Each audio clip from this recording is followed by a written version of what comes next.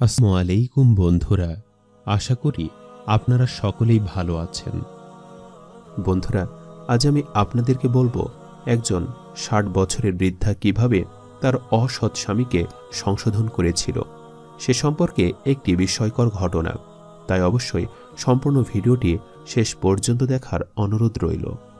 বন্ধুরা, বহুকাল আগে এক গ্রামে এক বৃদ্ধ মহিলা ও তার বৃদ্ধ স্বামী বসবাস করত। তাদের পুত্র সন্তান ছিল। বৃদ্ধা তার স্বামীকে খুবই ভালোবাসত এবং যত্ন করত, এবং বৃদ্ধ তার বৃদ্ধা স্ত্রীকে খুবই ভালোবাসত এবং যত্ন করত। তারা দুজনেই প্রচুর আল্লাহর ইবাদত করত। তারা দুজনেই এতে কাফে বসত। তখন ছিল রোজার মাস। রোজার দিনেই বৃদ্ধ মহিলা তার মেয়ের বাড়িতে বেড়াতে গিয়েছিল। তখন বাড়িতে ছিল তার পুত্রবধূ এবং তার ছেলেরা। বৃদ্ধ তার বৃদ্ধা স্ত্রীকে খুবই ভালোবাসত, কিন্তু পুত্রবধূ এটা কিছুতেই সহ্য করতে পারত না। কেননা পুত্রবধূকে বৃদ্ধার ছেলে কখনোই এতটা বেশি ভালোবাসেনি। তাই পুত্রবধূর সবসময় জানার আগ্রহ থাকত যে বৃদ্ধ কেন তার স্ত্রীকে এই বয়সে এসেও এতটা ভালোবাসে, এতটা যত্ন করে। এর পেছনে আসল কারণ কি রয়েছে। তাই যেদিন বৃদ্ধ মহিলা তার মেয়ের বাড়িতে বেড়াতে গিয়েছিল, সেদিনই পুত্রবধূ তার বৃদ্ধ শ্বশুরের কাছে যায়। তখন তার বৃদ্ধ শ্বশুরকে গিয়ে বলতে থাকে, বাবা, এত বছর হয়ে গেছে, এখনো আপনি মাকে এত ভালোবাসেন এবং আমার শাশুড়ি মায়ের এত যত্ন করেন। আপনি কি কারণে তাকে এখনো এত যত্ন করেন এবং এত সম্মান করেন আর এতটা পরিমাণ ভালোবাসেন? এর পেছনের কারণটা ঠিক কি? তখন বৃদ্ধ শ্বশুর তার পুত্রবধূকে উত্তর দেয়, শোনো মা, এর পেছনে একটি লম্বা কাহিনী রয়েছে। তুমি হয়তো ভাবছ আমি খুব নেককার একজন লোক, কিন্তু একটা সময় আমি এরকম ছিলাম না। একটা সময় আমার জীবনটা ছিল অন্যরকম। তোমার শাশুড়ি মা এসেই আমার জীবনটা সম্পূর্ণ বদলে দিয়েছে। তুমি কি সেই ঘটনা শুনতে চাও, যে কারণে আমি তোমার শাশুড়ি মাকে এতটা ভালোবাসি? পুত্রবধূ বলে, হ্যাঁ বাবা, আমি সেই ঘটনা শুনতে চাই। তখন বৃদ্ধ শ্বশুর বলতে থাকে, মা, একটা সময় আমি খুবই বড় একজন পাক্কা চোর ছিলাম। আমি চুরি করে ঘরে জীবিকা নির্বাহ করতাম এবং এই কথা কেউই জানত না। তুমি হয়তো অবাক হচ্ছ, কিন্তু এটাই আমার একটা সময়কার পেশা ছিল। রাতের আধারে আমি মানুষের ঘরে চুরি করতাম, তাদের সর্বস্ব লুটে নিতাম এবং সেগুলো দিয়েই আমার ঘর চলত। এভাবে করে আমার পুরো জীবন চলছিল এবং আমি কোথা থেকে জীবিকা নির্বাহ করি এ ব্যাপারে আমাকে ঘরের কেউ কখনো কোনো প্রশ্ন করেনি। যাই হোক, তোমার মা ছিল আমাদেরই বংশের একজন মেয়ে, তবে সে ছিল খুবই ধনী। তার পিতার অনেক ধন সম্পত্তি ছিল, কিন্তু তারপরেও সে আমাকে বিবাহ করতে রাজি হয় এবং সে যখন আমাকে বিবাহ করে আমার ঘরে আসে, সে আমাকে কখনো এটা বুঝতে দেয়নি যে সে একজন ধনী ঘরের মেয়ে। সে আমার সাথে খুব সুন্দর করে মানিয়ে সংসার করছিল এবং সে এতটাই ভালোভাবে সংসার করছিল যে আমার নিজের মা তার সুনাম করত। আমার নিজের মা আমার বোনকে সবসময় বলতো, মা, তুমি এমনভাবে সংসার করবে যেমনটা তোমার ভাবি করে। অর্থাৎ সে এতটাই সকলের মন জয় করে নিয়েছিল যে আমার মা নিজের মুখে মানুষের কাছে তার সুনাম করত। সে এতটাই ভালো ছিল। যাই হোক, আমি তো চুরি করে সবসময় জীবিকা নির্বাহ করতাম, কিন্তু এ ব্যাপারে কেউই আমাকে কখনো কোনো প্রশ্ন করত না। একদিন রোজার সময় রাতের আধারে আমি ঘর থেকে চুরি করার উদ্দেশ্যে রওনা হই। তখন আমার স্ত্রী আমাকে বলতে থাকে, আচ্ছা, আপনি প্রতিদিন রাতের আধারে কোথায় যান এবং আপনার কাজটাই বাকি? তখন আমি তাকে প্রতি উত্তরে বলি, আমার কি কাজ সেটা তোমার জানার প্রয়োজন নেই, কেননা আমার মা কখনো আমার কাছ থেকে আমার কাজের ব্যাপারে জানতে চায়নি। সুতরাং আমি আশা রাখব তুমিও আমার কাছ থেকে কাজের ব্যাপারে জানতে চাইবে না। এই বলে আমি প্রতিদিন রাতের বেলা চুরি করতে বের হতাম এবং অনেক অর্থ সম্পদ নিয়ে ঘরের মধ্যে প্রবেশ করতাম। একদিন আমার স্ত্রী আমার টাকা পয়সা দেখে বলতে থাকে, আচ্ছা, আপনি এগুলো কিভাবে উপার্জন করেছেন? তখন আমি তাকে উত্তর দেই, এগুলো আমার কষ্টের পরিশ্রমের টাকা এবং আমার মালিক খুশি হয়ে আজকে আমাকে অনেক টাকা দিয়েছে, আর এগুলো খুব ভালো করে যত্ন করে রেখো। কিন্তু আমি তো প্রকৃতপক্ষে চুরি করে সেগুলো অর্জন করেছি, কিন্তু সেই কথা আমি কাউকে বুঝতে দেইনি। যাই হোক, ওই রোজার মাসে আমি প্রচুর অসুস্থ হয়ে পড়ি এবং আমার সেবা যত্ন আমার স্ত্রী অনেক ভালোভাবেই করে। আমার পেছনে সকল অর্থ ব্যয় হয়ে যায়, কিন্তু কিছুতেই আমি ভালো হচ্ছিলাম না। অবশেষে আমার স্ত্রী ঠিক করল একজন মাওলানার কাছে যাবে এবং রুহানি চিকিৎসার মাধ্যমে আমাকে সুস্থ করবে। এরপর সে একজন মৌলভী সাহেবের কাছে গেল এবং গিয়ে সেই মৌলভীকে বলতে লাগলো, আমার স্বামী অনেকদিন ধরে অসুস্থ, সকল চিকিৎসা তাকে করানো হয়েছে, কিন্তু কোনোভাবে সে সুস্থ হচ্ছে না। সুতরাং আপনি দয়া করে আমাদের বাড়িতে চলুন এবং রুহানি চিকিৎসার মাধ্যমে তাকে একটু আল্লাহর রহমতে ভালো করার চেষ্টা করুন। তখন সেই মৌলভী সাহেব আমার স্ত্রীকে বলতে লাগলো, আচ্ছা, তোমার স্বামী কিভাবে উপার্জন করে সে সম্পর্কে কি তোমার কোনো ধারণা আছে? তখন আমার স্ত্রী এসে মৌলভীকে বলতে থাকে যে, আমি জানি যে আমার স্বামী খুব কষ্ট করে অর্থ উপার্জন করে। তখন মৌলভী সাহেব আমার স্ত্রীকে বলে যে, তোমার স্বামী খুব কষ্ট করে উপার্জন করে এটা ঠিক, সে তার মাথার ঘাম পায়ে ফেলে উপার্জন করে এটাও ঠিক, কিন্তু সে হালাল পথে উপার্জন করে না, বরং সে হারাম পথে উপার্জন করে। সে প্রতিদিন রাতে চুরি করে, আর যার ফলে তার রোগব্যাধি এখনও ছাড়ছে না। এটা আল্লাহ তাআলা তাকে শাস্তি দিচ্ছেন। সে যদি চুরি করা ছেড়ে দেয় এবং তওবা করে পুনরায় ফিরে আসে, তাহলে আল্লাহ তাআলা তাকে ক্ষমা করবেন, তাহলে তার সবকিছু ঠিক হয়ে যাবে। তখন আমার স্ত্রী এই কথা শুনে কিছুতেই বিশ্বাস করতে চায় না। সে বলে, আমি তো জানি আমার স্বামী খুব ভালো পথে উপার্জন করে, কিন্তু সে এমনটা করে আমি জানতাম না। সে যদি এমনটা করত তাহলে আমি পূর্বে তাকে নিষেধ করতাম এবং তাকে ভালো পথে ফিরিয়ে আনার চেষ্টা করতাম। আমি আমার স্বামীকে এটাও বলেছি যে আমি তো আল্লাহর কাছে কোনো কিছু দোয়া করলে তিনি আমার দোয়া নিশ্চয়ই কবুল করেন, কিন্তু কি কারণে আপনার জন্য দোয়া করার পরও আল্লাহ তাআলা আমার দোয়া কবুল করছেন না? নিশ্চয়ই এর মধ্যে কোনো ঝামেলা রয়েছে। আমার স্বামী যে এরকম হারাম কাজ করবে আমি তা কখনোই কল্পনা করতে পারিনি। যাই হোক, আপনি তবুও একবার আমার বাড়িতে চলুন এবং আমার স্বামীর চিকিৎসা করুন।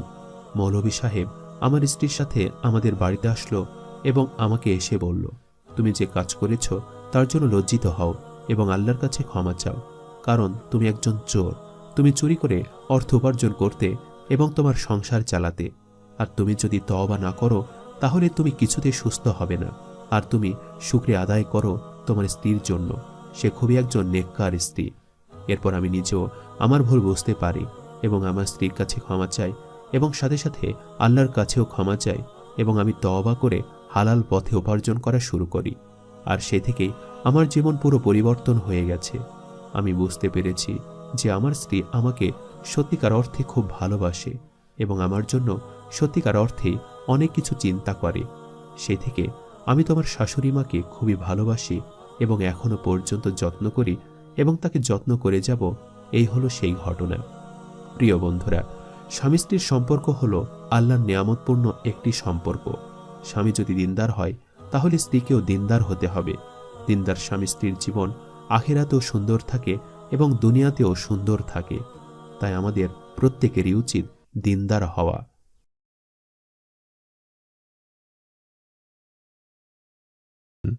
বন্ধুরা, আজ আমি আপনাদেরকে বলবো একজন নেককার মহিলা ও একটি কুকুরের সাথে জেনা করার ঘটনা। কিভাবে একজন নেককার মহিলার উপর জিনার অপবাদ চাপানো হয়েছে এবং তিনি কিভাবে এই অপবাদ থেকে পরিত্রাণ পেলেন, তা জানতে হলে অবশ্যই ভিডিওটি শেষ পর্যন্ত দেখার অনুরোধ রইল। বন্ধুরা, বহুকাল আগে একজন নেককার মহিলা ছিল, যিনি সর্বদাই আল্লাহর ইবাদতে মশগুল ছিলেন। দুনিয়াতে তার কেউই ছিল না, তার কোনো সন্তান সন্ততি ছিল না। তিনি বিধবা ছিলেন, তার স্বামী বহুদিন আগেই মারা গিয়েছিল এবং তিনি ঘরের মধ্যে একা একাই থাকতেন। সর্বদা আল্লাহর ইবাদতে মশগুল থাকার কারণে গ্রামের সবাই তাকে খুবই ভালো জানত। তার মধ্যে ইসলামের অনেক জ্ঞান ছিল বলে গ্রামের মহিলারা তার কাছ থেকে দ্বীনী শিক্ষা অর্জনের জন্য আসত। এভাবে ওই নেককার মহিলার দিন কাটছিল।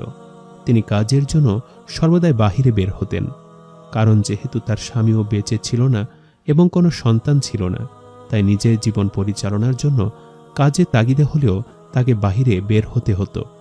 এই নেককার মহিলা যখনই বাহিরে বের হতো তখন গ্রামের কোনো পুরুষই তার দিকে ফিরেও তাকাত না, কেননা প্রত্যেকেই জানত সে অনেক নেককার বান্দি। একদিন ওই নেককার মহিলা বাহিরে বের হলে ওই গ্রামের একজন ধনী ব্যক্তির চোখ ওই মহিলার ওপর পড়ে। ধনী ব্যক্তিটি এতটাই খারাপ ছিল যে সে অর্থের বিনিময়ে রাতের বেলা মেয়েদের সাথে খারাপ কাজে লিপ্ত হতো এবং সেই সর্বদাই জেনা করার উদ্দেশ্যে মেয়েদের কাছে যেত। এ নেককার মহিলাকে দেখার পর ওই বদকার ধনী ব্যক্তির মনে খারাপ চিন্তা জাগল। সে প্রতিদিনই ওই নেককার মহিলার ওপর খারাপ নজর দিত এবং সে মনে মনে চাইত ওই মহিলার সাথে খারাপ কাজ করতে। একদিন ওই মহিলা রাস্তা দিয়ে হেঁটে যাচ্ছিল এবং সে দেখতে পেল যে একটি ছোট্ট কুকুর আহত অবস্থায় পড়ে রয়েছে। নেককার মহিলা সেই কুকুরটিকে তুলল এবং তাকে যাবতীয় চিকিৎসা দিয়ে সেবা দিয়ে সুস্থ করে তুলল। এবং যেহেতু মহিলার বাড়িতে কেউই ছিল না, তাই সে ওই কুকুরটিকে নিয়ে তার বাড়িতে বসবাস করতে শুরু করল।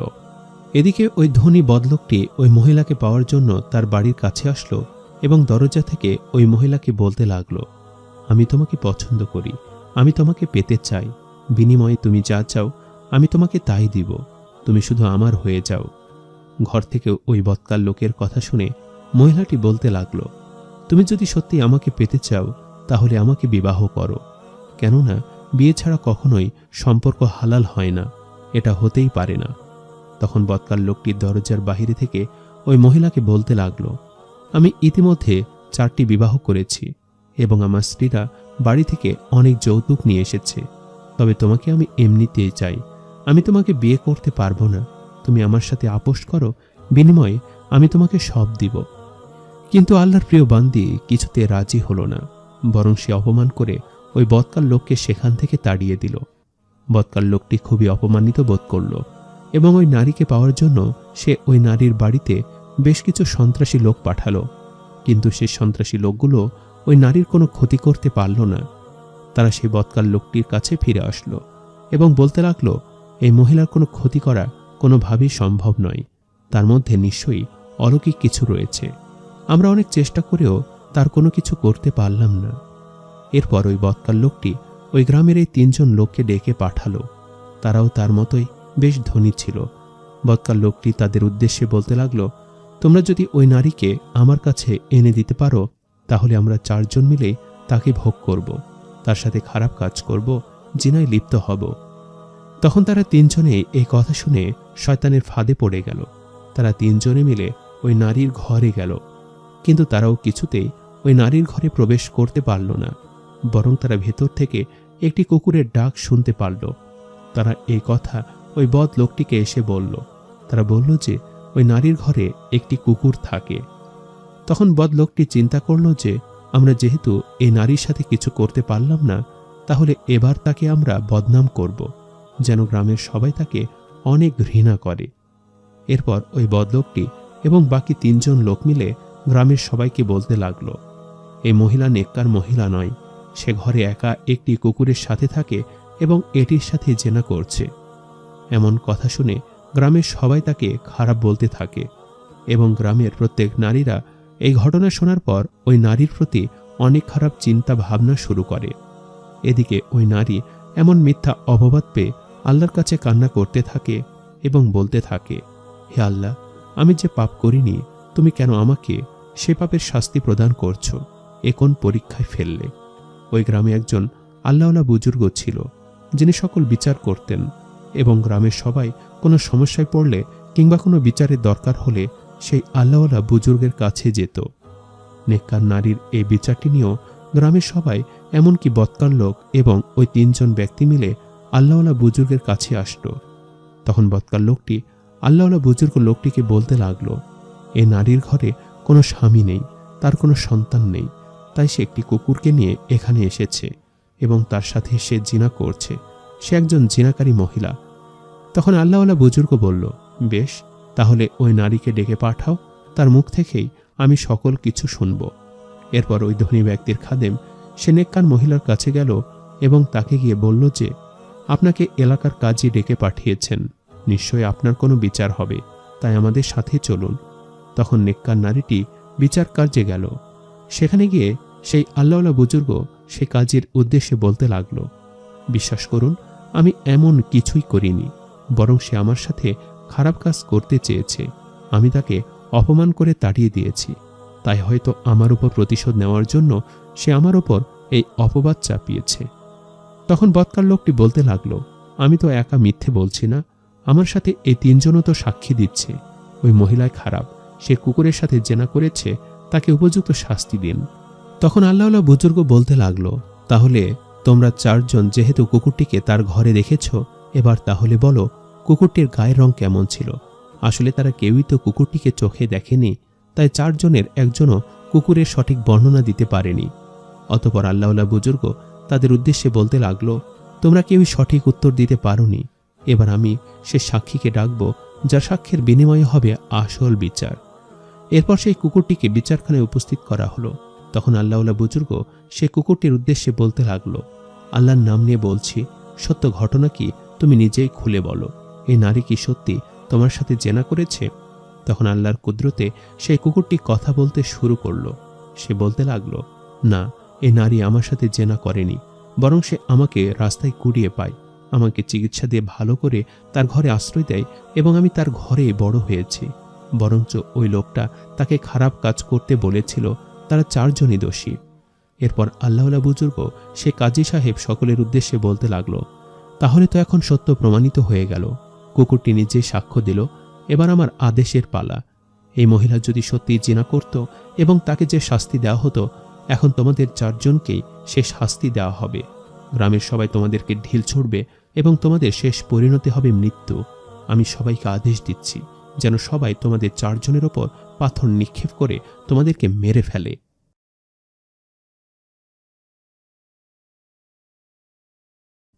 বন্ধুরা, আজ আমি আপনাদেরকে বলবো একজন আল্লাহওয়ালা ব্যক্তি ও একজন ভালো নারীর কাহিনী। যে নারী একটি মহা বিপদে পড়েছিল এবং কি করে সে বিপদ থেকে উদ্ধার হলো তা জানতে হলে অবশ্যই আপনাদেরকে পুরো ভিডিওটি শেষ পর্যন্ত দেখতে হবে। তাই সম্পূর্ণ ভিডিওটি শেষ পর্যন্ত দেখার অনুরোধ রইল। বন্ধুরা, এক গ্রামে একজন মহিলা বাস করত। সে নারীর স্বামী মৃত্যুবরণ করেছিল। ওই নারীর কেউই তেমন ছিল না। ওই নারীর স্বামী তার স্ত্রীকে খুবই ভালোবাসত এবং ওই নারীর স্বামীর একটি বকরি ছিল, যে বকরিটি খুবই সুস্বাস্থ্যবান ছিল। স্বামীর মৃত্যুর পূর্বে ওই নারীর স্বামী তাকে ওই বকরিটি দিয়ে বলে, আমি মৃত্যুবরণ করার পর তুমি এই বকরিটি থেকে যে দুধ উৎপন্ন হবে তা দিয়ে তুমি ঘি বানাবে এবং এই ঘি খুবই সুস্বাস্থ্যবান হবে মানুষের জন্য। বেশ কিছুদিন পর ওই নারীর স্বামী মৃত্যুবরণ করে এবং ওই নারী সম্পূর্ণ একা হয়ে যায়। এরপর ওই নারী তার স্বামীর দেওয়া বকরিটি থেকে দুধ উৎপন্ন করে এবং তা দিয়ে প্রতিদিন ঘি তৈরি করে এবং সেগুলো নিয়ে বাজারে বিক্রি করে। আর সেই বকরি দুধের থেকে উৎপন্ন ঘি এতটাই মানসম্মত ছিল যে সেগুলো প্রতিদিনই বিক্রি হয়ে যেত এবং মানুষ সেই ঘি খেতে খুবই পছন্দ করত। এভাবে ওই নারীর জীবন চলতে থাকে। সে ওই বকরিটি থেকে দুধ দহন করে এবং সেই দুধকে রান্না করে ঘি তৈরি করে এবং সেগুলো নিয়ে নিকটস্থ বাজারে গিয়ে বিক্রি করে দেয়। প্রতিদিনের মতো সে ঘি নিয়ে বাজারে যায় সেগুলো বিক্রি করার উদ্দেশ্যে। সে যখন ঘিগুলো বিক্রি করতে যায়, প্রতিমধ্যেই তার সাথে একজন লোকের দেখা হয়ে যায়। যে লোকটি ছিল খুবই অহংকারী। তার পোশাক আশাক ছিল বেশ চাকচিক্যপূর্ণ এবং সে বাজারে যখন চলত বেশ অহংকারের সাথে চলত। আসলে আল্লাহ তাআলা অহংকারীকে পছন্দ করে না।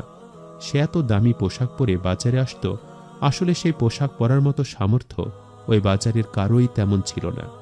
যাই হোক, ওই নারী যখন ঘি বিক্রি করার জন্য ওই লোকটির কাছে গেল, তখন ওই লোকটি বলল যে, তোমার কাছে কি আছে, আমাকে দেখাও। তখন ওই নারীটি বলল যে, আমার কাছে ঘি রয়েছে, একেবারে খাঁটি ঘি, আপনি চাইলে কিনতে পারেন। তখন ওই নারী যখন ঘিয়ের পাত্র বের করল, সে পাত্র থেকে কিছুটা পরিমাণ ঘি ওই পুরুষের পোশাকের মধ্যে পড়ে গেল। এমন অবস্থায় ওই পুরুষ বেশ রেগে গেল। তখন ওই পুরুষটি ওই নারীকে বলতে লাগলো, তোমার এত বড় সাহস, তুমি আমার এত দামি পোশাকের মধ্যে ঘি ফেলে দিয়েছ, এর জন্য তোমাকে প্রতিদান দিতে হবে। তখন ওই নারী বলতে লাগলো, বিশ্বাস করুন, আমি আপনার পোশাকের মধ্যে ইচ্ছে করে ঘি ফেলিনি, এতে আমার কোনো দোষ নেই। পুরুষটি বলতে লাগলো, তুমি কি জানো আমার পোশাকের কত দাম? তুমি আমার পোশাক ইচ্ছে করে নষ্ট করছো, এর জন্য তোমাকে প্রতিদান দিতে হবে। আমার এই পোশাকের দামের জন্য তোমাকে 1000 দিরহাম দিতে হবে। যদি তুমি 1000 দিরহাম দাও, তাহলে তুমি শাস্তি থেকে বাঁচবে। তখন ওই নারী বলতে থাকে, দেখুন, আমি ঘি বিক্রি করে সংসার চালাই, আমি আপনাকে কিভাবে 1000 দিরহাম দিব? আমার স্বামীও পৃথিবীতে বেঁচে নেই, আমি কিছুতেই আপনাকে এত টাকা দিতে পারবো না। আসলে এই পুরুষটি বেশ ভালোভাবে জানত যে এই নারীর স্বামী মৃত্যুবরণ করেছে এবং এই নারী পুরো পৃথিবীতে একা, এবং এই পুরুষটির আগে থেকেই এই নারীর ওপর কুনজর ছিল। এদিকে তাদের দুজনের মধ্যেই যখন টাকা পয়সা নিয়ে কথোপকথন হচ্ছিল, তখনই ওই রাস্তার পাশ দিয়ে হেঁটে যাচ্ছিল একজন আল্লাহওয়ালা বুজুর্গ। তাদের মধ্যে তর্ক বিতর্ক দেখে তাদের কাছে ওই আল্লাহওয়ালা বুজুর্গ আসলো এবং পুরুষ লোকটিকে জিজ্ঞেস করল, তোমাদের মধ্যে কি হয়েছে? কি নিয়ে তোমরা এত তর্ক বিতর্ক করছো? দেখুন, আমি একজন বিধবা। এই পৃথিবীতে আমার স্বামী নেই, তেমন কেউ নেই। আমি প্রতিদিন বাজারে ঘি বিক্রি করতে আসি। আজকেও তেমনটাই বাজারে ঘি বিক্রি করতে আসি। যখনই আমি এই লোকটির কাছে যাই এবং আমার ঘিগুলো দেখাই, সেখানে আমার পাত্র থেকে কিছুটা পরিমাণ ঘি তার জামায় পড়ে গিয়েছে। এখন এই লোকটি বলছে যে আমি তার জামা নোংরা করেছি, যার কারণে আমাকে 1000 দিরহাম তাকে দিতে হবে, নয়তো সে আমাকে ক্ষমা করবে না। এখন আমি ঘি বিক্রি করে সংসার চালাই। আমি এত টাকা কোথায় পাব? আর তাছাড়া আমার স্বামী মৃত্যুর পূর্বে আমাকে বলে গিয়েছিল আমি যেন কারো কাছে ধার দেনা না করি। এখন আমি কারো কাছে ঋণ করেও তার টাকা পরিশোধ করতে পারবো না। আমি তাকে বলেছি অল্প অল্প করে তার টাকা আমি পরিশোধ করে দিব, কিন্তু সে কিছুতেই আমার কথা মানতে চাইছে না। তখন আল্লাহওয়ালা বুজুর্গ ওই লোকটির সাথে কথা বলার জন্য লোকটিকে নিয়ে একটু আড়ালে গেল। আল্লাহওয়ালা বুজুর্গ এবার লোকটির সাথে কথোপকথন শুরু করল। আল্লাহওয়ালা বুজুর্গ ওই লোকটিকে বলতে লাগলো, তুমি তো দেখতেই পাচ্ছ এই মহিলা একজন বিধবা, সে খুবই অসহায়। তাহলে তুমি সামান্য একটু ভুলের কারণে তার কাছ থেকে এত টাকা জরিমানা কেন চাইছো? তখন ওই লোকটি বলতে লাগলো, সে আমার এত দামি পোশাক নোংরা করেছে, তাকে এর প্রতিদান দিতে হবে। এরপর আল্লাহওয়ালা বুজুর্গ লোকটিকে বলতে লাগলো, আমি তোমার সব কথাই বুঝতে পেরেছি। বেশ, ওই নারী যেহেতু তোমার টাকা দিতে পারছে না, তাই আমি তার হয়ে তোমাকে 1000 দিরহাম দিয়ে দিলাম। এই নাও 1000 দিরহাম। তখন ওই পুরুষ লোকটি বলল, আরে এই আল্লাহওয়ালা লোকটি তো একেবারেই বোকা, সে নিজে থেকে আমাকে টাকা দিয়ে দিচ্ছে। বেশ, আমিও তাহলে টাকাগুলো নিয়ে নেই। আল্লাহওয়ালা বুজুর্গের কাছ থেকে যখন ওই ব্যক্তি টাকাগুলো নিয়ে নিল, তখন আল্লাহওয়ালা বুজুর্গ বলতে লাগলো, বেশ, তোমাকে আমি 1000 দিরহাম দিয়েছি, এবার তুমি তোমার পোশাকটি খুলে আমাকে দিয়ে দাও। তখন আমি কেন তোমাকে আমার পোশাক দিব? তুমি তো ওই নারীর ঋণ আমাকে পরিশোধ করেছ। তখন আল্লাহওয়ালা লোকটি বলতে লাগলো, না না, আমি তো তোমাকে 100 দিরহাম দিয়েছি তোমার কাছ থেকে পোশাকটি নিয়ে নেওয়ার জন্য। এবার তুমি আমাকে তোমার পোশাকটি দাও। তখন ওই লোকটি বলতে লাগলো, তুমি আমার সাথে প্রতারণা করছো, এমনটা করা ঠিক না। তখন আল্লাহওয়ালা বুজুর্গ বলতে লাগলো, আচ্ছা, এবার সত্যি করে বলো তো, ওই নারীকে ফাঁসানোর উদ্দেশ্যটা তোমার ঠিক কি? তুমি কেন ওই নারীকে তার সরলতার সুযোগ নিয়ে ফাঁসাতে চাইছো? তার কাছ থেকে এতগুলো টাকা চাইছো, যদিও তুমি জানো সে একজন সৎ। তখন ওই লোকটি বলতে থাকে, হ্যাঁ, আমি জানি ওই নারী একজন বিধবা এবং সে একজন সৎ। সে খুব কষ্ট করে তার সংসারটা চালায়। আসলে ওই নারীর ঘরে আমি একদিন প্রবেশ করেছিলাম। সে তখন রুটি বানাচ্ছিল। তখনই তার উপর আমার কুদৃষ্টি পড়ে এবং আমি তার সাথে খারাপ কিছু করতে চাই, আর সেই সুযোগটাই আমি খুঁজে বেড়াচ্ছিলাম। আর তাই জন্যই আমি তার কাছে তার সরলতার সুযোগ নিয়ে এমনটা করি। আমি জানতাম যে কোনো মূল্যেই হোক সে আমার ঋণ পরিশোধ করবে, আর আমি চেয়েছি সেই সুযোগে আমি তার সাথে খারাপ কাজ করার চেষ্টা করব। সেই উদ্দেশ্য থেকেই আমি তাকে বলেছি আমার পোশাক নোংরা করার জন্য সে যেন আমাকে 1000 দিরহাম দেয়।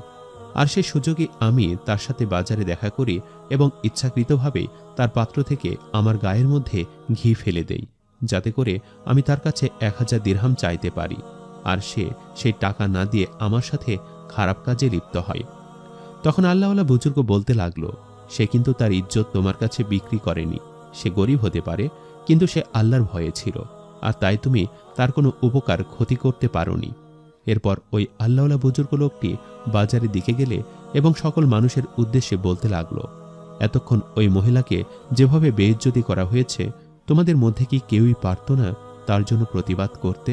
তোমাদের মধ্যে কি আল্লাহর কোনো ভয় নেই?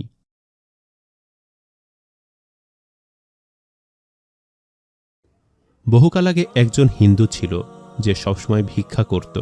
সে ভিক্ষা করার সময় মানুষকে বলতো, ভগবানের নামে আমাকে কিছু দান করো, এবং মানুষও তাকে দান করত।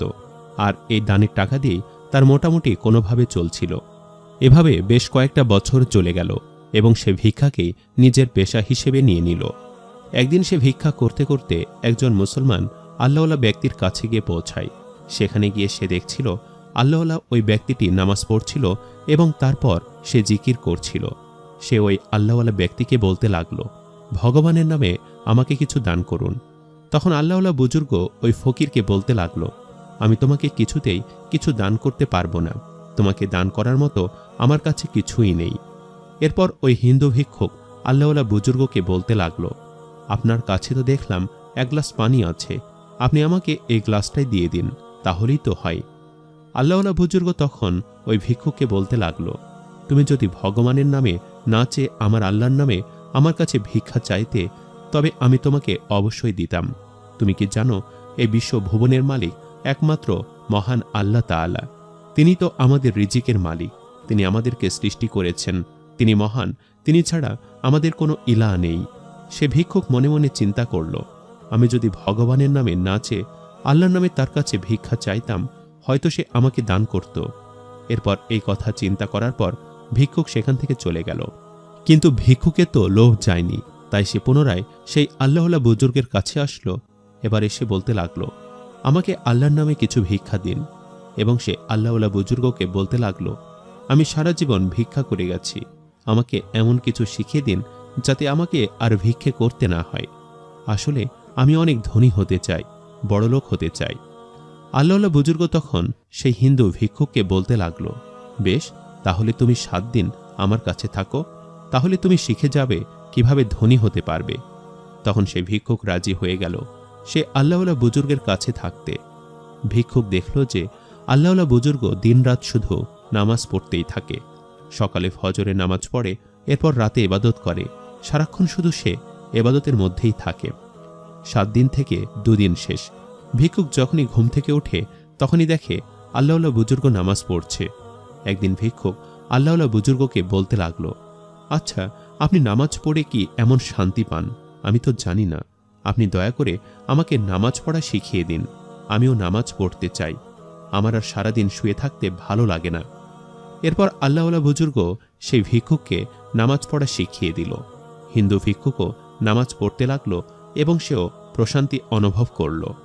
এরপর ভিক্ষুক 7 দিন শেষ হওয়ার পর আল্লাহওয়ালা বুজুর্গকে বলল, আপনি আমাকে কালিমা পড়িয়ে মুসলমান বানিয়ে দিন। আল্লাহওয়ালা বুজুর্গ হিন্দু ভিক্ষুককে কালিমা পড়িয়ে মুসলমান বানিয়ে দিল। আল্লাহওয়ালা বুজুর্গ ওই হিন্দু ভিক্ষুককে বলতে লাগল, কি হলো, তুমি কি আর ধনী হতে চাও না? তুমি তো আমার কাছে থেকেছ এটা জানতে যে কিভাবে তুমি ধনী হতে পারো। তখন আল্লাহওয়ালা বুজুর্গকে সেই হিন্দু ভিক্ষুক বলতে লাগল, আমার আর ধনী হওয়ার প্রয়োজন নেই, আমি আর ধনী হতে চাই না, কারণ নামাজ পড়ে আমি যে প্রশান্তি পেয়েছি সেটা ধনী হলে আমি কখনোই পেতাম না। তাছাড়া আমি এখন কালেমা পড়ে মুসলমান হয়েছি, আমার জীবনে এখন ধনী না হলেও চলবে, আমি এখন শান্তিতে আছি। যাই হোক, এরপর আল্লাহওয়ালা বুজুর্গ সেই হিন্দু ভিক্ষুকের কথা শুনে বেশ খুশি হলো এবং তাকে বলল যে, বেশ, তাহলে তুমি এখানে থাকো, আমার মসজিদুল আকসায় যেতে ইচ্ছে করছে, আমি সেখানে যাব। আল্লাহওয়ালা বুজুর্গ সেই ভিক্ষুকের কাছ থেকে বিদায় নিয়ে মসজিদুল আকসার উদ্দেশ্যে রওনা হলো। কিন্তু তিনি পথঘাট কিছুই চিনতেন না, তিনি হাঁটতেই লাগলেন। হাঁটতে হাঁটতে তিনি হঠাৎ করে মসজিদুল আকসার পথ ভুলে গেলেন। তিনি খুব চিন্তায় পড়ে গেলেন, ভাবতে লাগলেন কি করে তিনি একা একা মসজিদুল আকসায় গিয়ে পৌঁছাবেন। প্রতিমধ্যেই সেই আল্লাহওয়ালা বুজুর্গ এক মহিলাকে দেখতে পেল, যার বেশভূষা ছিল বেশ পর্দার সহিত। সেই মহিলাটি হয়তো মসজিদুল আকসার উদ্দেশ্যে রওনা হওয়ার জন্য বেরিয়েছিল। তাই আল্লাহওয়ালা বুজুর্গ সেই নারীকে ডেকে বললেন, হে মুসাফির, তুমিও কি মসজিদুল আকসায় যাওয়ার জন্য রওনা হয়েছ? আমি তো পথ ভুলে গেছি। ওই নারী আল্লাহওয়ালা বুজুর্গকে বলতে লাগল, তুমি যদি আল্লাহর পথে বেরিয়েই থাকো, তাহলে কেন তুমি আল্লাহর মসজিদে যাওয়ার পথ ভুলে যাবে? আল্লাহওয়ালা বুজুর্গকে ওই মহিলা বলতে লাগল, এই নাও, এই রশিটি ধরে আমার পেছন পেছন আসো, কিছুক্ষণের মধ্যেই আমরা পৌঁছে যাব। ঠিক তেমনিভাবে এক নিমেষের মধ্যেই আল্লাহওয়ালা বুজুর্গ এবং ওই মহিলা দুজনেই মসজিদুল আকসায় পৌঁছে গেল। আল্লাহওয়ালা বুজুর্গ বলতে লাগল, আরে এত লম্বা পথ আমরা এত অল্প সময়ে কিভাবে এখানে এসে পৌঁছালাম? ওদিকে ওই নারীও হঠাৎ করে উধাও হয়ে গেল। আসলে বন্ধুরা, এই ঘটনাটি থেকে আমরা বুঝতে পারি যে যখন কোনো আল্লাহওয়ালা ব্যক্তি আল্লাহর রাস্তার উদ্দেশ্যে বের হয়, তখন আল্লাহ তাকে সঠিক পথ দেখান এবং তাকে সাহায্য করেন।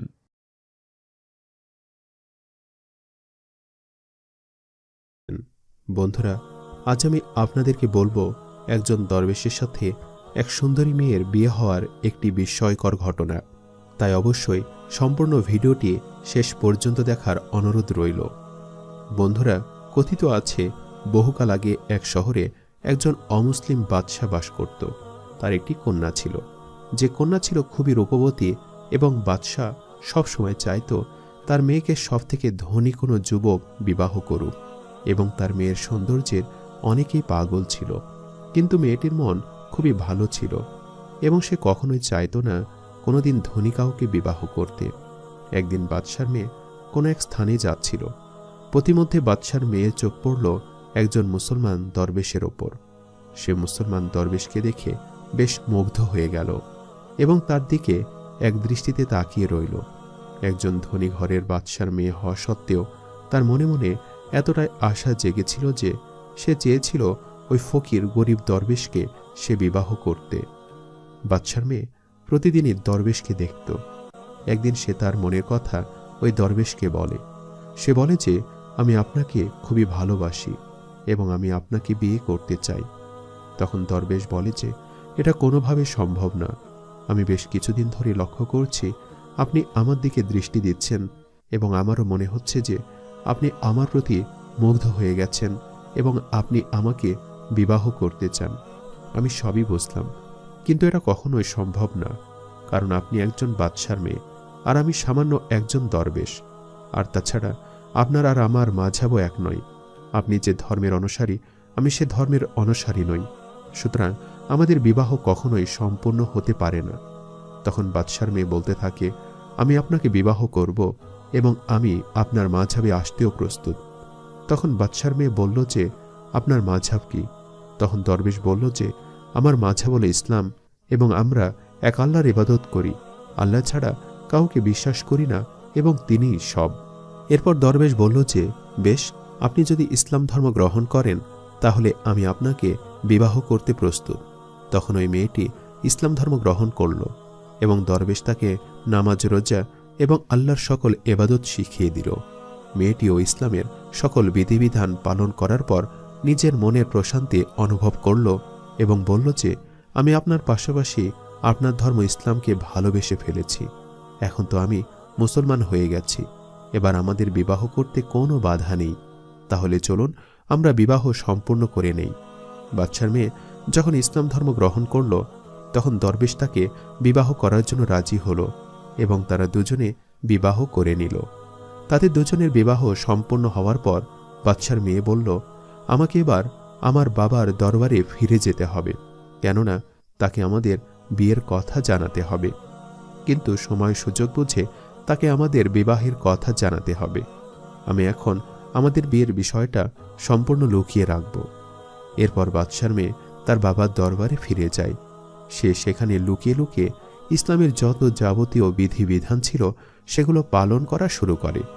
সে যে ঘরে আল্লাহর ইবাদত করত সে ঘরে তার এক সঙ্গী প্রবেশ করে এবং সে বুঝে যায় যে বাদশার মেয়ে ইসলাম ধর্ম কবুল করেছে, যার কারণে সে আল্লাহর ইবাদত করছে। এই কথা ওই মেয়েটি বাদশাকে জানায়। তখন বাদশাহ এই কথা শুনে কিছুতেই বিশ্বাস করতে চায় না। সে কিছুতেই বিশ্বাস করতে চায় না যে তার মেয়ে ইসলাম ধর্ম গ্রহণ করেছে। বাদশাহ ওই মেয়েকে বলে যে, আমি কিছুতেই বিশ্বাস করি না যে আমার মেয়ে ইসলাম ধর্ম গ্রহণ করেছে এবং আমাদের মাযহাব ছেড়েছে। তখন এই মেয়েটি বলতে থাকে, আমাদের শাহজাদির কোনো দোষ নেই।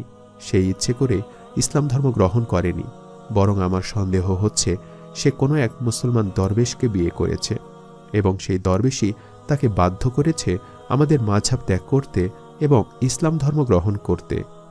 এই কথাটি শোনার পর বাদশাহ বলে, বেশ, তাহলে সে দরবেশকে খুঁজে বের করো যাকে আমার মেয়ে চুপি চুপি বিয়ে করেছে এবং যারা হাত ধরে ইসলাম ধর্ম গ্রহণ করেছে। অতঃপর সে দরবেশকে খুঁজে বের করা হলো এবং দরবেশকে বাদশার দরবারে এনে উপস্থিত করা হলো। তখন বাদশাহ দরবেশের উদ্দেশ্যে বলতে থাকে, তুমি সত্যি করে বলো, তুমি কি আমার মেয়েকে বিবাহ করেছ? তখন দরবেশ বলে যে, হ্যাঁ, আমি আপনার মেয়েকে বিবাহ করেছি এবং সে আমাকে বিবাহ করার জন্য নিজের ধর্ম ত্যাগ করে ইসলাম ধর্ম গ্রহণ করেছে। এই কথা শুনে বাদশাহ খুবই রেগে যায় এবং তার মেয়েকে ডেকে পাঠায়। তখন মেয়েটিও স্বীকার করে যে ইসলাম ধর্ম গ্রহণ করেছে এবং তার কাছে ইসলাম ধর্মের সকল কিছুই ভালো লাগে। বাদশাহ এ কথা শুনে অনেক রেগে যায় এবং রেগে গিয়ে বলে যে, আমি তোমাদের দুজনকে এখন হত্যা করব।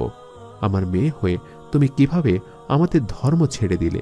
কিভাবে তুমি একজন মুসলমান দরবেশকে বিয়ে করলে এবং লুকিয়ে লুকিয়ে ইসলাম ধর্ম গ্রহণ করলে?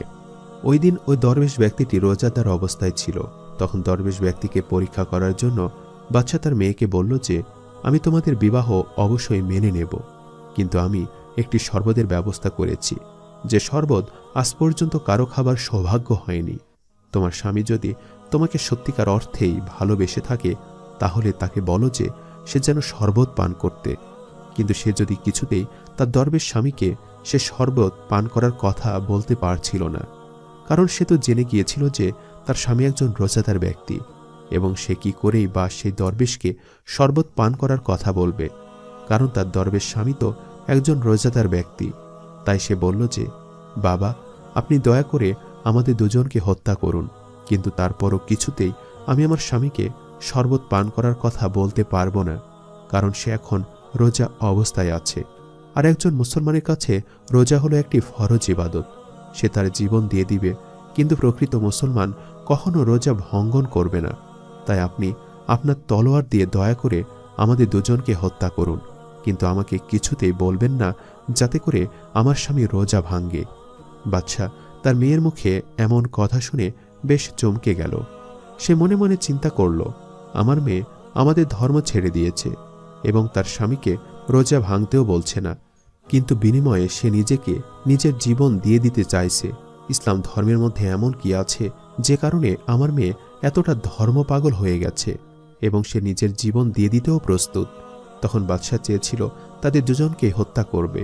তখন বাদশাহ বলে যে, বেশ, তাহলে তুমি যেহেতু আমাদের ধর্ম ছেড়ে দিয়েছ, তাহলে তোমাদের দুজনকে হত্যা করা হবে। কিন্তু ওই মুহূর্তেই বাদশার মনে হলো যে আমার মেয়ে কি কারণে আমাদের ধর্ম ছেড়ে দিয়েছে এবং কি কারণেই বা সে এতটা ধর্মভীরু হয়ে গেছে, যার কারণে সে ইসলাম ধর্ম গ্রহণ করেছে। ইসলামের মধ্যে সে এমন কি বা পেয়েছে? তখন বাদশাহ নিজেই ইসলাম ধর্ম কবুল করল এবং সে তার মেয়ে এবং ওই দরবেশের বিবাহ মেনে নিল। প্রিয় বন্ধুরা, এই ঘটনাটি থেকে আমরা এমনটাই শিক্ষা পাই যে ইসলাম হলো এমন একটি শান্তির ধর্ম যেখানে একজন রোজাদার ব্যক্তি কখনোই তার ঈমানকে বলিদান দিয়ে শত কিছুর বিনিময় হলেও রোজা ভঙ্গ করবে না। একজন প্রকৃত মুসলমান কখনোই ইসলামের যাবতীয় বিধিবিধানগুলো অস্বীকার করবে না এবং হেলাফেলাভাবে পালন করবে না।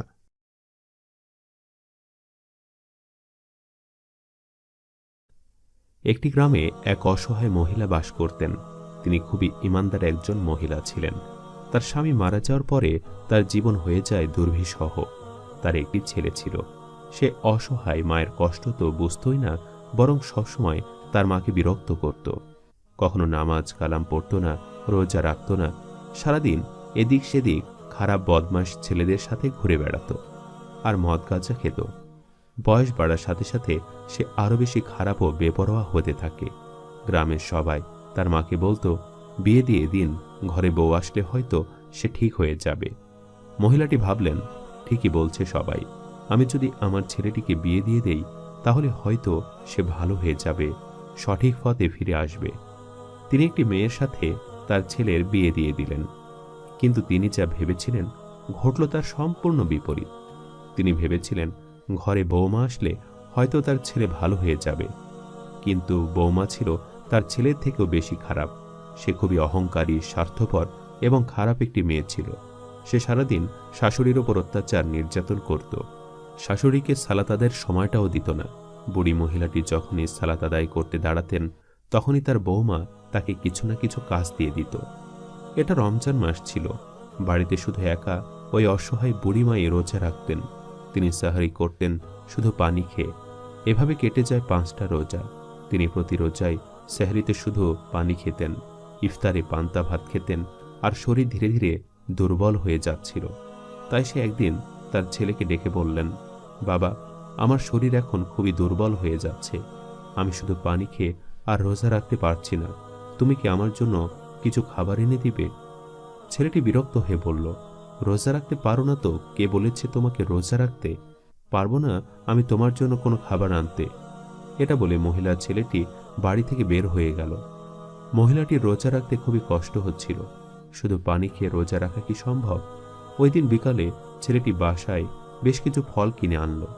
পাশের ঘর থেকে বুড়িমা শুনতে পেল তার ছেলে তার বউকে বলছে, এ দেখো, আমি বাজার থেকে তোমার জন্য কতগুলো ফলমূল নিয়ে এসেছি, এগুলো সব তুমি খাবে। বুড়িমা আবার তার ছেলেকে ডেকে বললেন, বাবা, শুধু পানি খেয়ে রোজা রেখেছি, আজ আমার ইফতারের জন্য কিছু নেই, তুমি কি আমাকে কিছু ফল দেবে? তাহলে আমি ফলগুলো খেয়ে ইফতার করতে পারতাম। ছেলে তার মায়ের কথা শুনে ভীষণ রেগে গিয়ে বলল, এই ফলগুলো কি তোমার জন্য এনেছি নাকি? এগুলো আমার শ্বশুরের টাকার ফল। মা আর ছেলের কথা শুনতে পেয়ে ছেলেটির বউ ঘর থেকে বের হয়ে আসলো এবং তার শাশুড়িকে বলল, ঠিকই তো, টাকা কি আপনার ছেলের নাকি? আপনার ছেলে তো বেকার ছিল, আমার বাবার দেওয়া যৌতুকের টাকা দিয়েই তো সে ব্যবসা দিয়েছে। আমার বাবার টাকা দিয়ে কেনা ফলমূল আমি আপনাকে কেন দিতে যাব? একটাও ফল দেব না আপনাকে। মহিলাটি ওই দিন ইফতার ও শুধু পানি খেয়েই করলেন। তিনি দুর্বল হয়ে রাতের বেলা মারা গেলেন। তারা সকালে যখন দেখল ওই মহিলার ঘরে সাড়া শব্দ নেই, কোরআন পড়ার আওয়াজ নেই, তখন ছেলেটি তার মায়ের ঘরে প্রবেশ করল। সে দেখল তার মা বিছানায় শুয়ে আছেন। ছেলেটি তার মাকে বলল, কত বেলা হয়ে গেছে, ওঠো ঘুম থেকে। অনেকবার ডাকার পরেও যখন তার মা উঠল না, সে তার মায়ের গায়ে হাত দিল। সে দেখল তার মা নড়াচড়া করছে না। সে বুঝতে পারল তার মা মারা গেছে। তার বউ শুধু শুধু মিথ্যে কান্নার অভিনয় করল, যাতে তার স্বামী বুঝতে পারে তার অনেক কষ্ট হচ্ছে। কিন্তু আসলে মেয়েটি মনে মনে খুব খুশি হয়েছিল। সে ভাবছিল, যাক বাবা, আপদ বিদায় হয়েছে। ছেলেটি তার মাকে কবর দিতে গেল।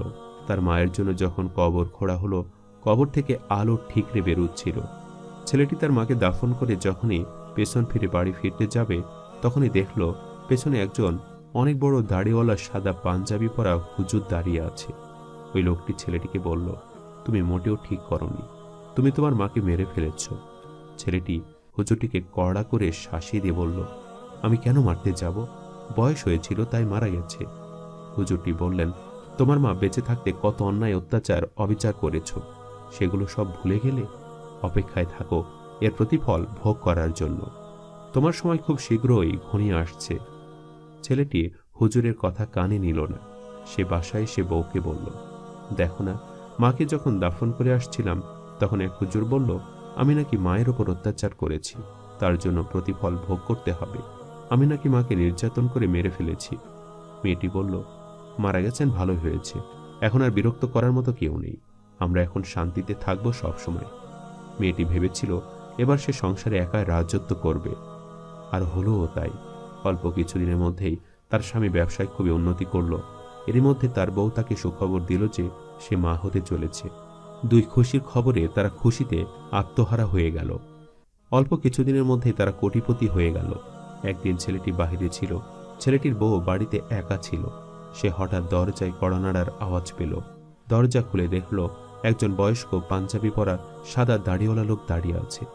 লোকটি বলল, মা, তোমার বাচ্চার জন্য কিছু সদকা দিয়ে দাও। তোমার শাশুড়ি মারা গেছেন, তার জন্য হলেও কিছু সদকা দিয়ে দাও, কিছু দান করে দাও। তোমার বাচ্চার জানের সদকা দিয়ে দাও মা। মেয়েটি বলল, আমার বাচ্চার জন্য আমি আপনাকে কেন সদকা দিতে যাব? আর এই বুড়ি মহিলাটা মরে যাওয়ার পরও আমাদের পিছু ছাড়ল না। পারবো না আপনাকে কোনো সদকা দিতে, বের হয়ে যান বলছি আমার বাড়ি থেকে। লোকটি খুবই অপমান বোধ করল এবং বাড়ি থেকে বের হয়ে চলে গেল। স্বামী বাসায় আসলে মেয়েটি তার স্বামীর কাছে সব কথা খুলে বলল। তখন তার স্বামী বলল, ওই লোকটি আসলে, তুমি আর দরজা খুলবে না, আর বাসায় সাবধানে থাকবে, সে তোমার কোনো ক্ষতি করতে পারে। পরদিন আবার ওই লোকটি আসলো। দরজায় কড়া নাড়ার আওয়াজ শুনে মেয়েটি বাসা থেকে বের হয়ে আসলো। লোকটি ওই দিনও বলল, মা, তোমার বাচ্চার জানের সদকা দিয়ে দাও, নয়তো অনেক বড় বিপদে পড়বে। মেয়েটি চাইছিল লোকটি তাড়াতাড়ি বাসা থেকে বিদায় হয়ে যায়, তাই মেয়েটি ঘর থেকে কিছু ফল নিয়ে এসে ওই লোকটিকে দিয়ে দিল। ওই দিন হঠাৎ করে ওই সময় মেয়েটির স্বামী বাসায় ফিরে আসলো।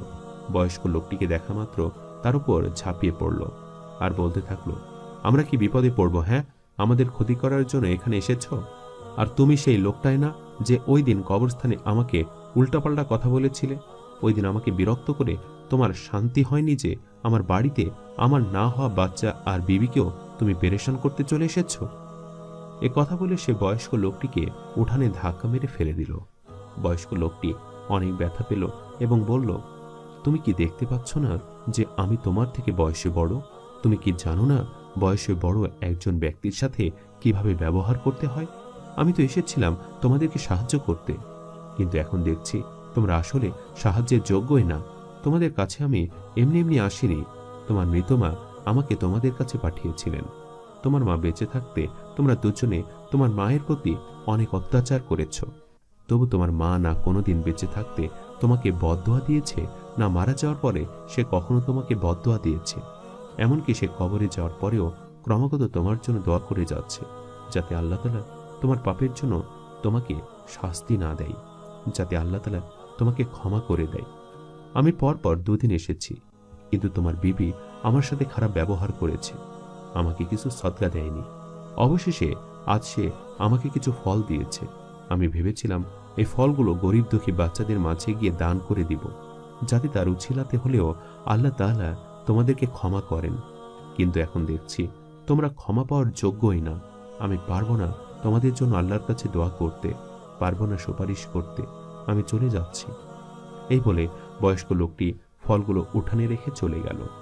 এর কিছুদিন পরে মেয়েটির স্বামী ব্যবসার কাজে 3 দিনের জন্য বাসার বাহিরে গেল। একদিন বিকেলে মেয়েটি ফল খাচ্ছিল। হঠাৎ ফলের একটি টুকরো তার গলায় এমনভাবে আটকে গেল যে সে নিঃশ্বাস নিতে পারছিল না।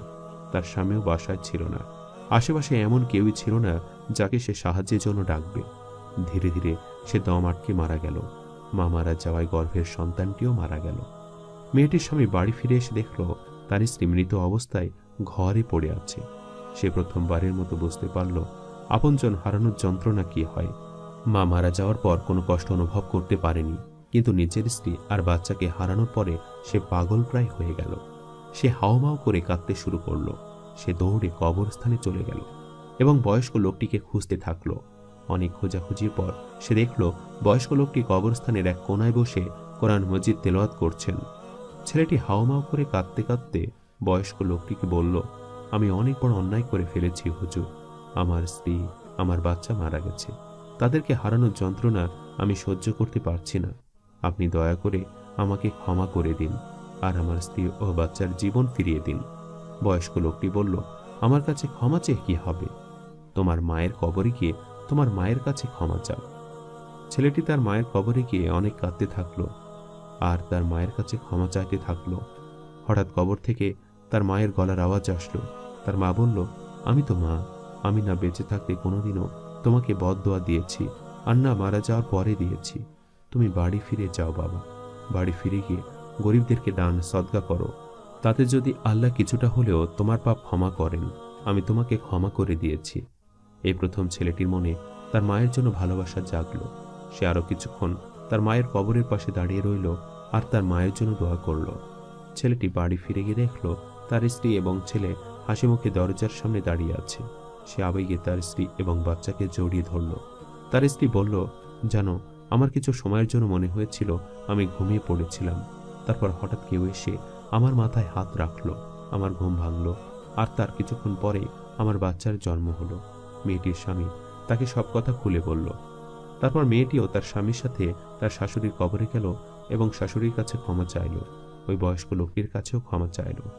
এরপর থেকে তাদের ব্যবসায় যখনই উন্নতি হতো, তারা তাদের অর্থের কিছু অংশ গরিবদের মাঝে দান করে দিত। তারা স্বামী স্ত্রী সন্তান মিলে সুখে সংসার করতে থাকলো। এভাবে মা বাবার সাথে খারাপ ব্যবহারের ফল তার সন্তানেরা ইহকালে পেয়ে থাকে, আর পরকালেও তাদের জন্য রয়েছে জাহান্নামের কঠিন শাস্তি। তাই আমাদের সকলেরই উচিত বাবা মার সাথে ভালো ব্যবহার করা, তাদের খেদমত করা, তাদের কথা মেনে চলা।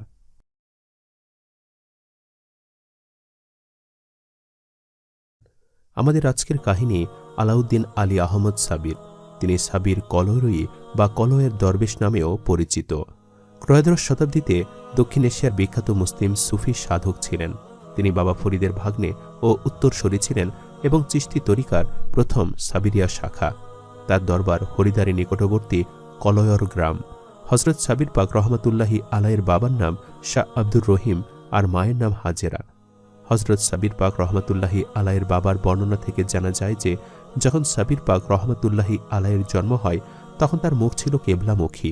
জন্মের পর যখন দাইমা হজরত সাবির পাক রহমতুল্লাহি আলাইকে গোসল করানোর জন্য হাত লাগালেন তখন তার শরীরে বিজলির মতো চমক লাগল। তখন তিনি দৌড়ে গিয়ে এই খবর হজরত সাবির পাক রহমতুল্লাহি আলাইয়ের বাবার কাছে গিয়ে বললেন।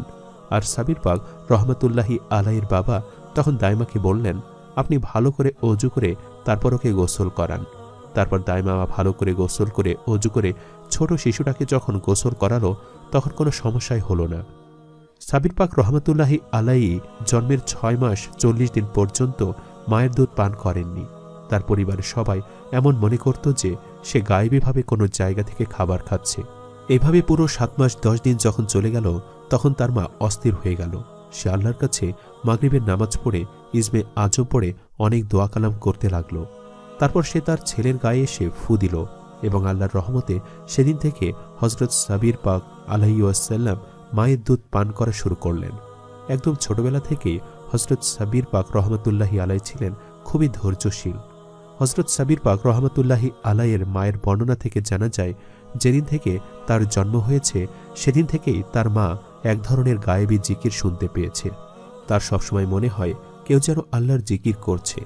হজরত সাবির পাক রহমতুল্লাহি আলাই 4 বছর বয়সে কথা বলতে শিখেছিলেন আর তার প্রথম কথা ছিল লা ইলাহা ইল্লাল্লাহু মুহাম্মাদুর রাসূলুল্লাহ, অর্থ আল্লাহ ছাড়া কোনো মাবুদ নেই, নিশ্চয়ই হজরত মুহাম্মদ সাল্লাল্লাহু আলাইহি ওয়াসাল্লাম আল্লাহর বান্দা ও রাসূল। হজরত সাবির পাক রহমতুল্লাহি আলাই এর বয়স যখন মাত্র 5 বছর তখন তার বাবা মা মারা যায়। তার বাবা মারা যাওয়ার পরে 2 বছর তিনি কারো সাথে কোনো ধরনের কথা বলেননি। বাবার মৃত্যুতে এত বেশি শোকাহত ছিলেন যে সবসময় আল্লাহর দরবারে বাবার জন্য দোয়া করতেন।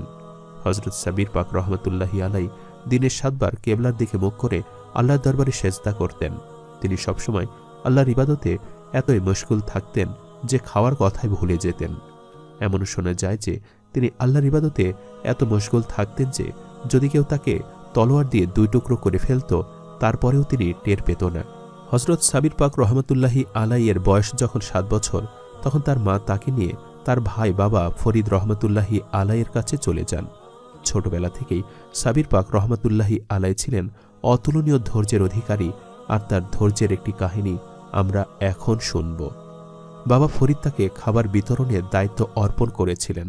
তিনি এই দায়িত্বটি আনন্দের সাথে গ্রহণ করেছিলেন এবং নামাজের মধ্যে নিজেকে নিযুক্ত করেছিলেন। তিনি তার দায়িত্বগুলি ভালোভাবেই পালন করেছিলেন এবং বাবা ফরিদ গঙ্গাস্কারের বক্তৃতায় অংশ নিয়েছিলেন। হজরত সাবির পাক রহমতুল্লাহি আলাই খাবার থেকে একটি অংশও খাননি এবং দীর্ঘ সময় না খেয়ে পার করছিলেন। রোজা রেখে জঙ্গলে গিয়ে বুনো ফল এবং পাতা খেয়েছিলেন। তিনি 12 বছর ধরে তার দায়িত্ব পালন করেছিলেন। তিনি অবিরাম প্রার্থনা করেছিলেন এবং তার সংযম কখনো ব্যাহত হয়নি। অবিরাম রোজা এবং পাতা ও বন্য খাবার খাওয়া তাকে দুর্বল করে তুলেছিল। তিনি এত বেশি দুর্বল হয়ে পড়েছিলেন যে শারীরিক অসুস্থতায় পড়ে গিয়েছিলেন। তার মা আবার ফিরে এসে তাকে দেখলে একদম অবাক হয়ে যান এবং নিজের ছেলেকে তিনি কোনোভাবে চিনতে পারছিলেন না। ছেলেকে দেখে তিনি এত বেশি অস্থির হয়ে যান যে এবং তিনি তার ভাইয়ের কাছে তার দুর্বলতার অভিযোগ করেছিলেন। বাবা ফরিদ তাকে ডেকে কারণ জিজ্ঞাসা করলেন। সাবির পাক জবাব দিলেন, আপনি আমাকে খাবার বিতরণ করার আদেশ দিয়েছেন, কিন্তু আমাকে তা থেকে কিছু খেতে বলেননি। আমি কিভাবে আপনার আদেশ অমান্য করব? বাবা ফরিদ তাকে আনন্দে জড়িয়ে ধরলেন এবং মন্তব্য করলেন যে তিনি সাবির অর্থাৎ ধৈর্যশীল, আর সেদিন থেকেই তিনি সাবির নামে বিখ্যাত হয়েছিলেন।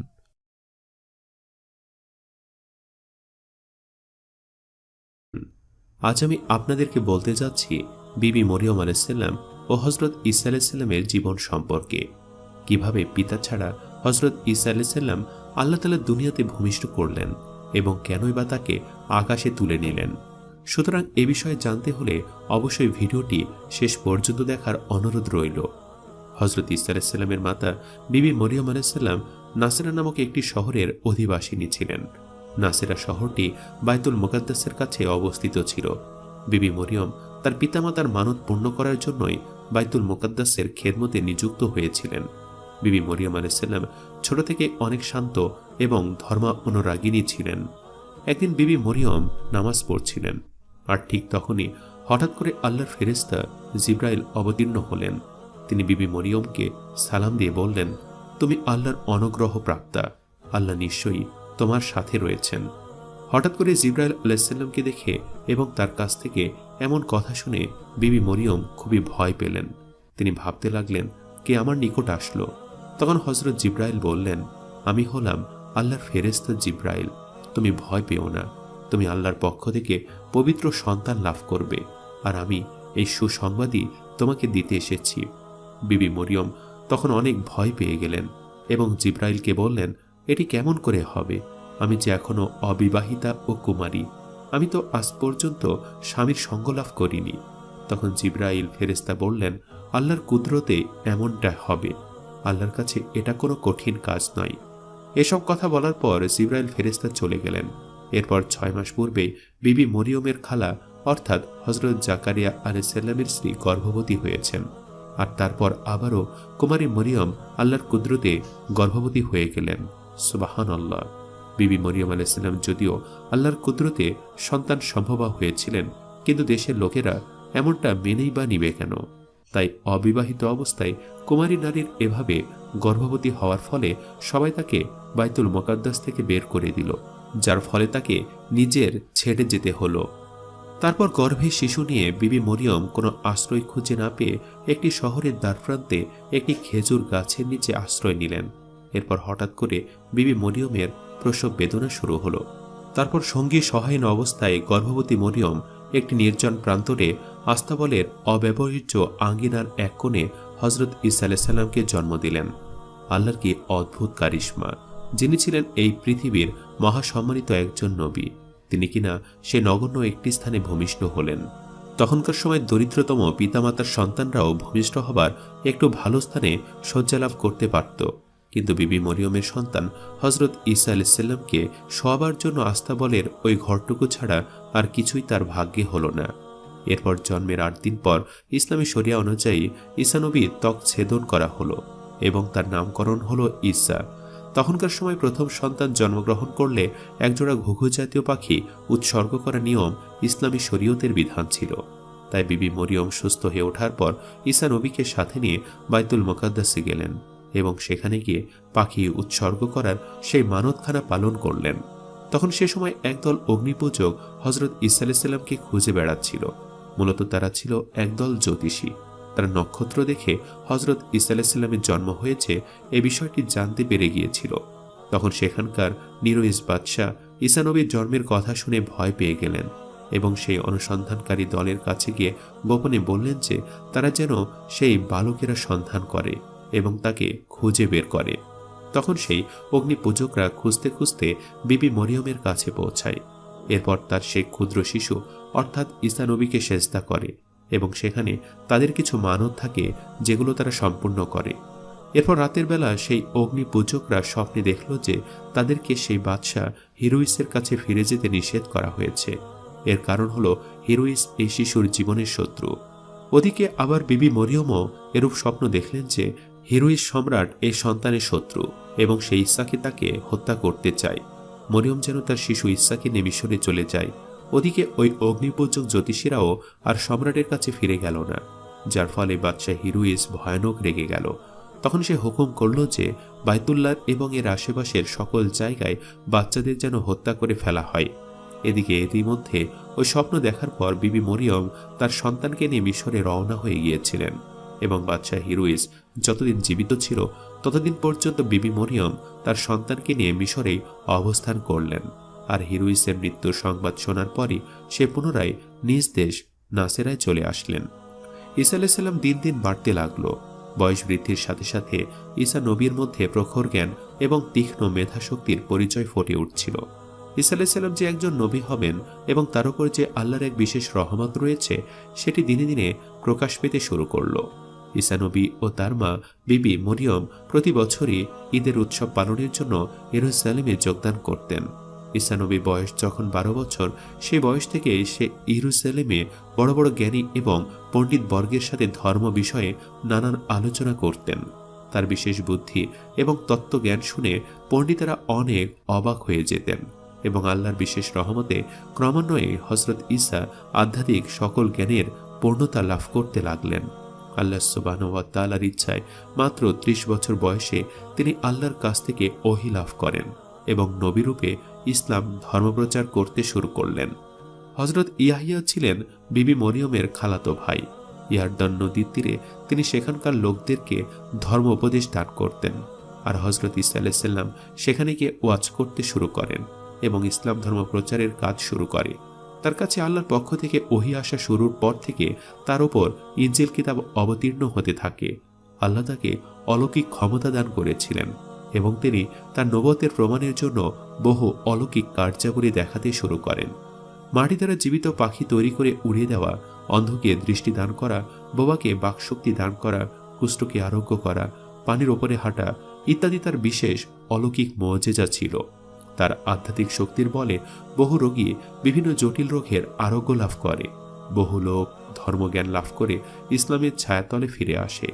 হযরত ঈসা আলাইহিস সালাম যখনই নবী হলেন তখন সেকালের ইহুদি ধর্মগুরুরা অতিশয় শিথিল হয়ে পড়েছিলেন। তখন তাদের মধ্যে প্রকৃত ধর্ম অনুভূতির পরিবর্তে প্রকাশ পেয়েছিল ভণ্ডামি। তাদের মধ্যে কেবলমাত্রই ধর্মের বাহ্যিক একটি আবরণ বাকি ছিল। তখনকার ইহুদিরা হযরত ঈসা আলাইহিস সালামের ঘোর বিরোধী ছিলেন, কারণ ঈসা নবী তার ওয়াজ ও বক্তৃতায় ইহুদি ধর্মগুরুদের কঠোর সমালোচনা করতেন। এতে সেই সকল বাহ্যিকাকরণ বিশিষ্ট ইহুদি ধর্মপ্রচারকরা হযরত ঈসা আলাইহিস সালামের ঘোর শত্রুতে পরিণত হয়ে পড়লেন। কিন্তু হযরত ঈসা আলাইহিস সালামের বাণী ছিল একমাত্র আল্লাহর বাণী। ইহুদি পুরোহিতেরা কোনো কথার দ্বারাই হযরত ঈসা আলাইহিস সালামকে ধরতে পারতেন না। তারা হযরত ঈসা আলাইহিস সালামকে নানা ছুতোয় দোষী সাব্যস্ত করবার চেষ্টায় লিপ্ত হলেন। ইহুদিরা হযরত ঈসা আলাইহিস সালামকে ধর্মদ্রোহী কাফের বলে ফতোয়া দিতে লাগলেন। তাদের শরীয়তে মৃত্যু ছিল অপরাধের একমাত্র সাজা। তখনকার সময় দেশে রোমীয়দের রাজত্ব ছিল, আর তাই তখনকার দিনে রাজা ছাড়া আর কারো মৃত্যুদণ্ড দেওয়ার কোনো অধিকার ছিল না। তাই ইহুদিরা সম্রাটের কানে হযরত ঈসার বিরুদ্ধে নানান কুৎসা রটনা শুরু করলেন। হযরত ঈসা আলাইহিস সালাম সবসময় তার বক্তৃতার অধিকাংশ সময়ে আসমানি বাদশাহের কথা উল্লেখ করতেন, আর এতেই সেই ইহুদিদের একটি সুযোগ জুটে গিয়েছিল। তারা আসমানি বাদশাহীর ব্যাখ্যা একটু ঘুরিয়ে পেঁচিয়ে হযরত ঈসা আলাইহিস সালামের প্রতি রাজদ্রোহের অভিযোগ সৃষ্টি করেছিল এবং তারা গোপনভাবে তাকে ধরিয়ে দেওয়ার চেষ্টা করছিল। যারা ঈসা নবীর হাতে প্রথম ইসলাম গ্রহণ করে তাদেরকে বলা হতো হাওয়ারি। তারা সর্বদাই ঈসা আলাইহিস সালামের পাশে ছিল।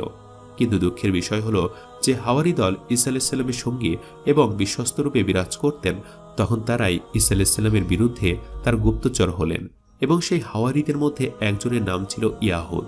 সেই ইয়াহুদ শত্রুদের কাছ থেকে মাত্র ৩ টাকার ঘুষের বিনিময়ে হযরত ঈসা আলাইহিস সালামকে রোমীয় সৈন্যদের হাতে ধরিয়ে দিল। এরপর হযরত ঈসা আলাইহিস সালাম রাজবিচারে মৃত্যুদণ্ড লাভ করলেন। সে সময়ের মৃত্যুদণ্ডে এখনকার মতো গলায় ফাঁসি দিয়ে মৃত্যুদণ্ড কার্যকর হতো না, বরং সলিবের সাহায্যে তখন মৃত্যুদণ্ড দেওয়া হতো। সলিবের আকৃতি ছিল এমন, যেখানে একটি লম্বা কাঠের ওপরের অংশ এবং একখানি কাঠ আড়াআড়িভাবে জুড়ে দেওয়া হতো, আর তাতে অপরাধীকে এমনিভাবে ঝুলিয়ে দেওয়া হতো যে অপরাধীর পিঠ এবং হাত কাঠের উভয় দিকে 2 হাত বিস্তারিত করে দিয়ে তাতে পেরেক মেরে দেওয়া হতো। এখন যেমন খ্রিস্টানদের দেবতা যিশুর মূর্তি দেখতে পান, ঠিক এমনভাবেই তখন দোষীকে কাঠের সাথে পেরেক মারা হতো, আর এই অবস্থায় ঝুলে থেকে ক্ষুধা তৃষ্ণা ও যন্ত্রণায় ছটফট করে মরে যেত। এক বর্ণনায় এসেছে, ইহুদিরা যখন হযরত ঈসা আলাইহিস সালামকে হত্যা করতে বদ্ধপরিকর হলো, তখন ঈসা নবীর ভক্ত সহচররাও এক স্থানে এসে সমবেত হলেন। হযরত ঈসা আলাইহিস সালামও সেই স্থানে উপস্থিত হলেন। এদিকে শয়তান ইবলিসও তখন রক্তপিপাসু ইহুদি ঘাতকদের হযরত ঈসা আলাইহিস সালামের অবস্থানের ঠিকানা কোনোভাবে জানিয়ে দিল। তখন 4000 ইহুদি একযোগে ঈসা নবীর গৃহ অবরোধ করল। তখন হযরত ঈসা আলাইহিস সালাম তার ভক্ত অনুচরদের বললেন, তোমাদের মধ্যে কেউ এই গৃহ থেকে বেরোতে পারবে এবং নিহত হতে পারবে, যাতে পরকালে সে আমার সাথে বেহেশতের সাথী হতে প্রস্তুত? আছো কি এমন কেউ? তখন এক ভক্ত আত্মোৎসর্গের জন্য উঠে দাঁড়ালেন। হযরত ঈসা আলাইহিস সালাম নিজের জামা ও পাগড়ি তাকে পরিধান করিয়ে দিলেন।